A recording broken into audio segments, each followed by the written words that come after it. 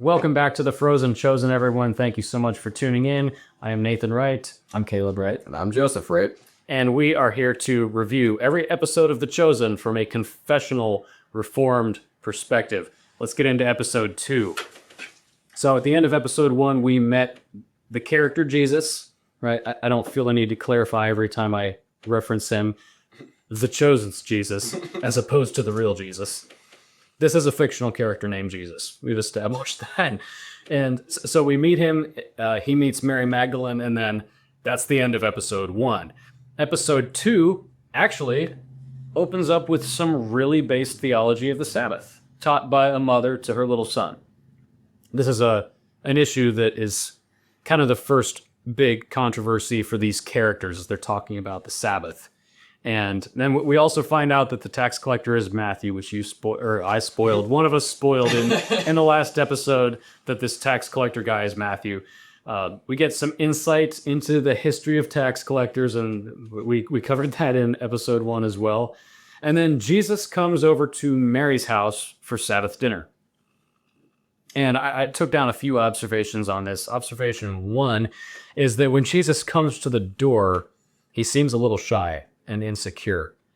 And I think the first thing he says is, "I don't mean to be rude." And I think this is where there can be the temptation to have this is a tongue twister, WWJD, what would Jesus do, speculations, you know. And as I mentioned in the last episode, it comes out of me naturally. I saw that and I was like, why is he so insecure? And, scripture accounts might be helpful in helping us recognize patterns of how Jesus might behave in a certain scenario, but clearly Dallas Jenkins' view of how he would behave in this scenario is different from mine, and I can't say he's objectively wrong. However, I did look up a few verses that I thought were relevant, and I don't think I'm blowing this out of proportion, okay? Because, when Jesus stands at the door and knocks, he's not shy about it. He's not passive about it. And as Calvinists, this is one of our underlying obsessions, free will. And does Jesus ask or does he tell? So in Luke 19:5, Jesus fully expects to be welcome at Zacchaeus' house. Almost the same scenario. He tells Zacchaeus, "Come down, for I must stay at your house today." He doesn't say, "I don't mean to be rude." Sure. Again, please don't take this as me like calling this scene heretical or anything like that. It just struck me as a little bit off. So, did you guys take any particular note of that scene? It was an interesting scene. I didn't necessarily have the same reaction to his behavior. I think there's going to be a lot of different points when one of the three of us is like, "Oh, that seems out of character for Jesus." I don't necessarily agree with your take. It's just didn't strike me in the same way. It seemed like he was being appropriately deferential to the woman whose house he was at. Didn't necessarily want to barge straight in. Well, he did. He just saved her from a demon. That's true. Something. Yeah, there you go. Did they ever specify that it was seven? I don't think they did in the show. Maybe the other 6 are They coming later specify on. multiple. Wait. They specified that it was multiple, so that's probably good enough. Yeah. We'll take it. I think given why Jesus was there, it would make sense for him to kind of come there with an air of authority, not like I'm going to come and eat your food, but he called Mary. This goes back to the end of episode 1. He called her. He saved her from demonic possession, and then he called her. And so it would make sense that he's going to be in her life from now on. And she's definitely still, a little bit confused about this, but all she knows, she sees the man standing at her door who saved her from demonic possession when no one else could. So, she freezes up a little bit. Understandable. Yes. And I guess I would think, based on what we read about Jesus in Scripture, that he would approach it more like, here's what's going to happen next. And he would probably bring food or You know, that like the fact that he was in her home would be a detail that would not even be significant in light of everything else that was going on. Yep. And I don't know, again, maybe I am blowing this out of proportion. You can be the judge of that. Let me know in the comments section or whatever. Maybe it was the imagery of a door that just, like, this is what Jesus says to all of us. Behold, I stand at the door and knock. If anyone hears my voice, it opens the door. I will come into him, so I will sup with him and he with me. Right. So, yeah, just the whole. I don't mean to be rude. Insecurity, shyness of it all. It just had this passiveness that. What's the one mythical creature that can't enter doors unless they're invited? Is it vampire? I think it's vampire. Are you concerned that they were portraying Jesus too much like a vampire? Well, Dallas Jenkins actually. No. I'm not. Okay. Well, sorry, brother. Interesting. Well, so in this scene, we also learned some other interesting things. I don't remember the names of the disciples that were there, but this is a point where Jesus already has disciples. Yeah. Thaddeus, I think, was one of them. Yeah. Some of the more insignificant ones. I don't think Peter. Well, you kind of have to, because if they're going to portray the call of some of the disciples, they have to do that in a biblical way. Right. So they have to pick minor ones whose call isn't described in Scripture, which makes sense. We do know that before his ministry formally began, Jesus had disciples. You see this in John 2. So I was glad that they incorporated that. I'm looking forward to seeing those disciples introduced in a more significant way where I can actually remember their names. Yeah. I feel like this is a good time to clarify, because I really only took down 2 major talking points for this episode. It's a well-paced show, not eventful to the point that every episode of this podcast is going to be packed, at least not yet. So I do want to clarify. I wrote down potential problems or things that could be perceived as problems. So when I bring up that something might be problematic, please don't take that as me saying I necessarily think it is definitely problematic. Mm-hmm. I'm just bringing up things that maybe concern me, maybe aren't that important, but are worth having a conversation about. But we haven't actually sat down all together and watched these yet. We've been watching them on our own time, but I think these are the kinds of conversations that would come up if we were doing that. But we're saving that for all of you guys. Right. So when I talk about Jesus at the door and don't shut up about it, it's to spark conversation. It's not just so that I can condemn the show over that detail, which in the grand scheme of things is very, very minor. With all that clarified, let's get into the second potential controversy that I took down. Jesus prompts Mary to read the Sabbath liturgy, which may, you know where this is going, it may make some people freak out about feminist leanings. I'm not one of those people. It didn't strike me that way at all. But it's worth noting, again, there's a scripture reference, and it also comes from Luke. In Luke 10:38 through 42, Jesus assumes the position of spiritual leadership while Mary and Martha host. So, for Martha, I guess so. Yeah, mostly Martha. So, just to paint a picture for those watching, Jesus is at Mary Magdalene's house. Some of his disciples are there. They're going to read what Jewish text? I don't know if it was a meal. The traditional Sabbath liturgy. I'm not, like we've established, I'm not an expert on Jewish tradition, but it incorporates multiple different texts. Okay. Yeah, so Jesus defers to Mary and says, I would love for you to read it. And some people might not like the fact that he's deferring to the woman and making her essentially the head of the table. Now she is the head of her household, and they are guests. So I don't see a problem here, but I thought we better bring this up because some viewers will definitely have a problem with this. Yeah, I think there may be some significance to the fact that this is an act of private worship. Yes. This isn't him calling Mary to come and read the scrolls in front of the whole synagogue. Sure, that's a different issue. I think Paul would say women should not do that.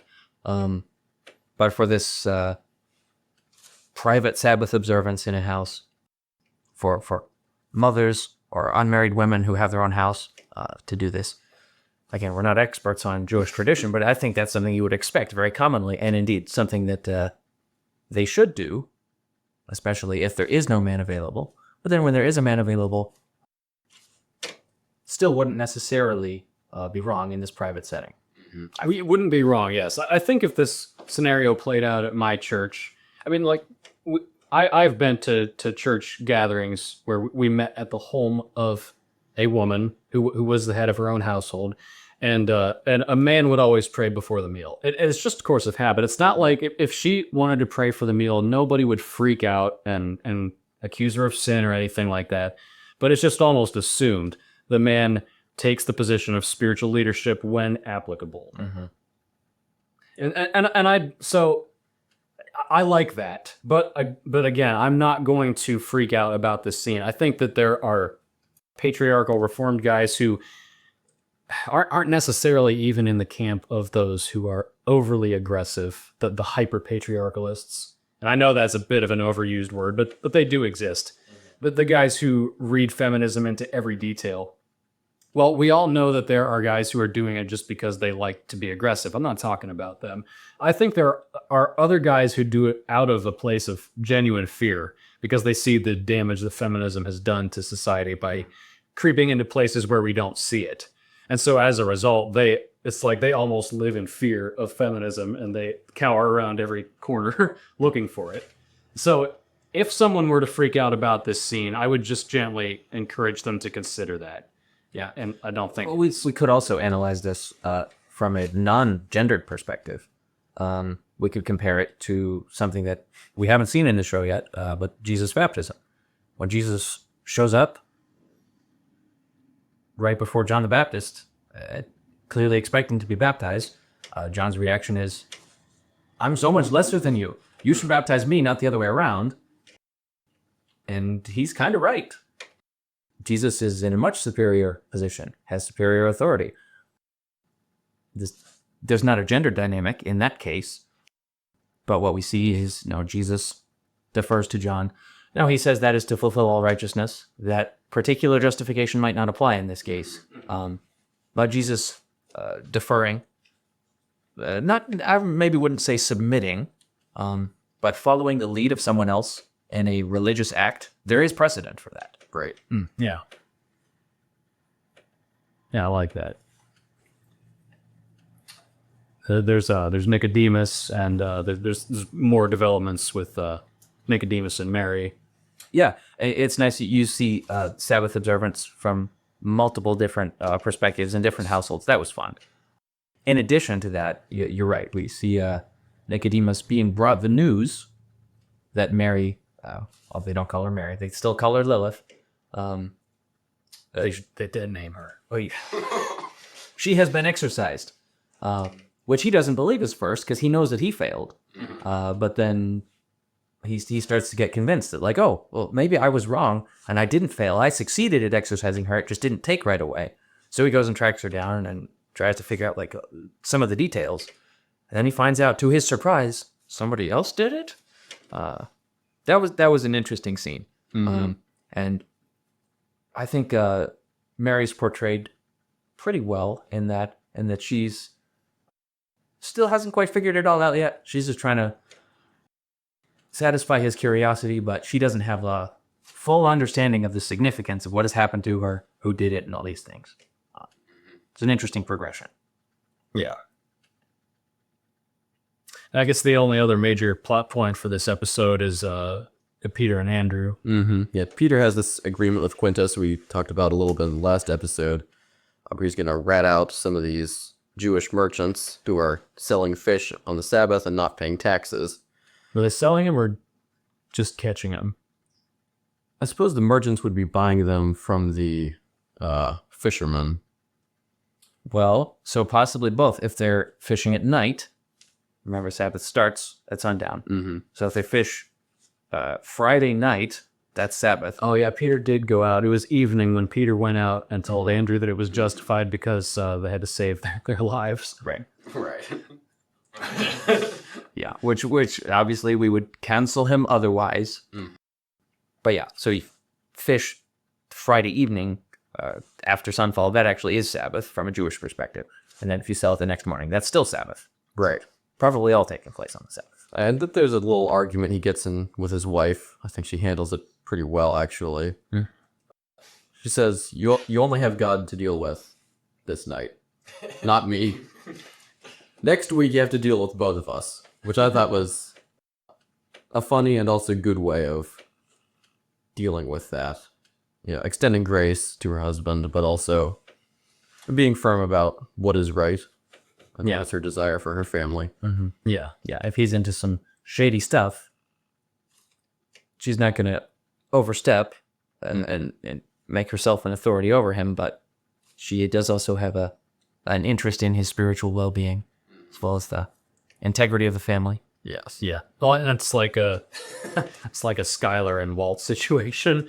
Like, yeah, you're providing, but if the way you're providing is going to get us in trouble, which, you know, in this case, it would be both possibly from the Romans and then also from God. And so, you know, she wants The merchants.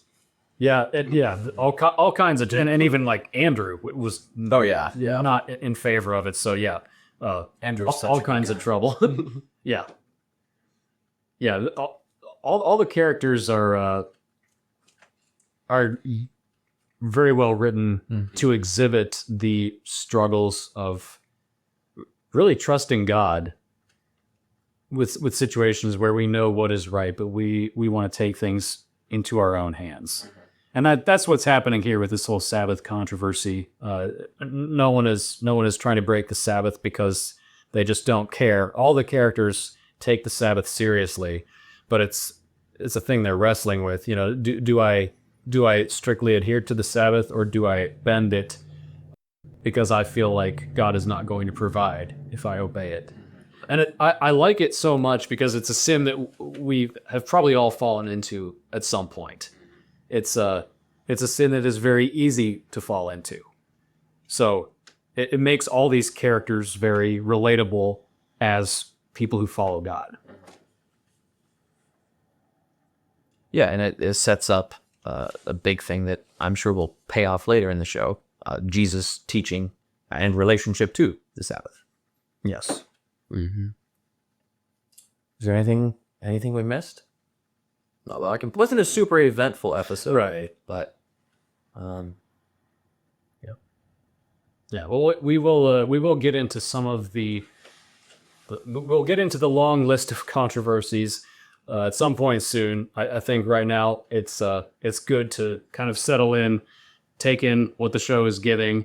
But we also do want to acknowledge that there's a story not only in The Chosen, but there's a whole story surrounding The Chosen, and it's just as interesting.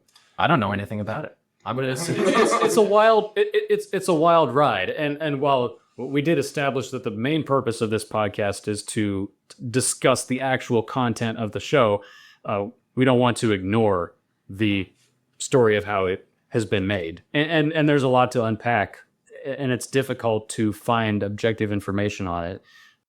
There are people who love The Chosen, who think it can do no wrong, and then there are people who hate it so much that they will take any opportunity they can to criticize it, even if the criticism isn't fully informed or accurate. So we'll get into the whole Mormon thing eventually, and the pride flag, and then there's a weird scene where someone is ceremonially unclean, and I'll try to avoid talking about that. Yeah, don't spoil as much. Oh well, you don't know why yet, but it was another controversy that blew up on social media, and we're just gonna only talk about it when we absolutely have to. I would say I look forward to learning about that, but I'm not sure that I should. Well, we will find out as time goes on. Thank you once again to all of our viewers, and grace and peace to you.